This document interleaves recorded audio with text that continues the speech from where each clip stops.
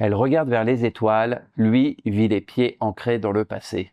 Bonjour à tous, aujourd'hui on va parler d'un film d'animation coréen un peu à part, Lost in Starlight. Sorti en mai 2025 sur Netflix, c'est le premier long métrage de la réalisatrice Han Ji-won, qui vient d'ailleurs des courts-métrages indépendants.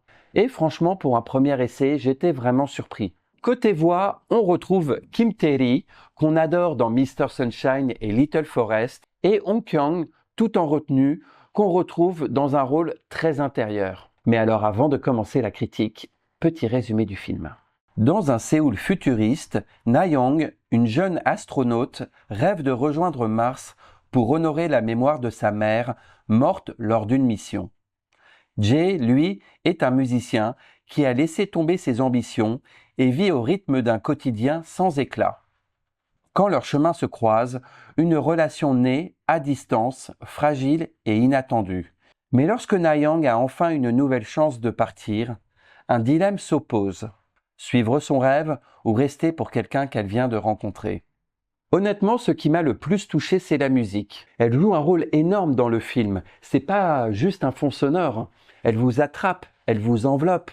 Des nappes électroniques au piano discret et soudain, une note qui vous fait monter les larmes aux yeux.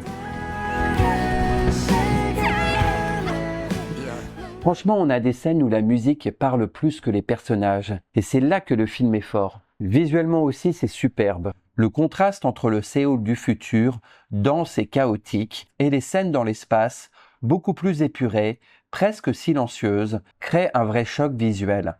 L'animation prend son sens, il y a du vide, des silences, des regards, et ça marche. Évidemment, les voix de Kim Tae-ri et Hong Kyung sont d'une finesse incroyable. Ils arrivent à transmettre énormément d'émotions avec très peu de mots. Mais bien sûr, tout n'est pas parfait. Le rythme est très lent. Volontairement, certes, mais c'est trop long. Il y a d'ailleurs des scènes où j'ai carrément décroché. Le film insiste un peu trop sur ces métaphores, comme les étoiles, la gravité, les silences, et franchement, ça finit par devenir un peu lourd. Et surtout, l'histoire est assez prévisible. Dès le premier quart d'heure, on devine déjà comment ça va évoluer. Il n'y a pas de vraie surprise, pas de retournement qui nous bouscule. Mais malgré ça, il y a une vraie sincérité dans la mise en scène, ce qui fait qu'on pardonne ses défauts. En ce qui me concerne, il m'a vraiment touché. Pas de manière spectaculaire, mais avec cette douceur qui reste un bon moment. Je ne sais pas d'ailleurs si vous les avez vus, mais ça m'a fait penser à ces films Your Name et Le vent se lève. C'est un souffle apaisant, plein de retenue, et honnêtement ça fait du bien. Parce qu'au final, le plus dur, ce n'est pas forcément toujours de tomber amoureux, mais c'est de savoir quand il faut partir. Dites-moi d'ailleurs en commentaire si vous êtes d'accord avec ça et si vous avez aimé ce film. Petite anecdote sympa, la réalisatrice a eu l'idée de ce film pendant la pandémie alors qu'elle était toute seule à Busan. Elle a imaginé cette capsule spatiale comme une métaphore de l'isolement, du besoin de lien, de cette connexion et de cette difficulté à dire les choses avant qu'il ne soit trop tard. À la base, le projet devait être une pièce de théâtre et d'ailleurs je trouve que ça se ressent. Car le film repose sur des dialogues, des silences et l'intime.